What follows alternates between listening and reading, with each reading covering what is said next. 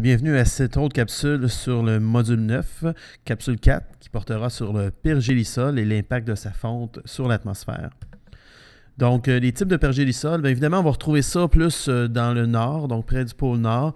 Donc, au niveau des biomes, qu'on verra un petit peu plus tard cette année, dans la toundra, on va avoir ce qu'on appelle un pergélisol continu. Donc, un petit peu comme sur l'acétate précédente, là, c'est de la glace sous la surface. Donc, quand on va parler de continu, c'est pratiquement à 100%. Donc, plus on va aller vers le sud, plus à ce moment-là, la quantité de pergélisol va diminuer jusqu'à temps à devenir plus sporadique. Donc, au niveau de la taïga, c'est moins important. Donc, la couche superficielle, la couche près de la surface, à certains moments dans l'année, pourra dégeler, ce qu'on va appeler le mollisol. Donc, c'est là qu'on va voir là, le peu de végétation qui va se développer à ces endroits-là. Donc, si on regarde au niveau du Canada, le Groenland ici est majoritairement formé d'un glacier. Donc, autour, on pourra voir un peu de pergélisol, mais dans le nord du Canada, donc on voit ici du mauve, donc c'est continu. Plus on va vers le sud à ce moment-là, plus le pourcentage va diminuer. Donc, à part ici dans l'ouest, qui correspond aux Rocheuses, donc en altitude, on pourra voir aussi du pergélisol. Donc, une autre vue ici du pôle Nord. Donc, on voit bien à ce moment-là, autour du Groenland et près du pôle, un pergélisol continu. Et encore une fois, plus on va vers le sud, plus le pergélisol va devenir plus mince jusqu'à disparaître.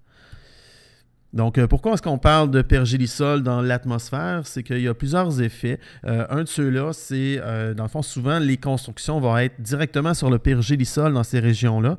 Donc, s'il y a un glissement de terrain, par exemple, bien là, à ce moment-là, les constructions, les maisons, etc., pourraient bouger. En même temps, les tuyaux d'aqueduc ou de gaz, ça pourrait être vraiment un problème important.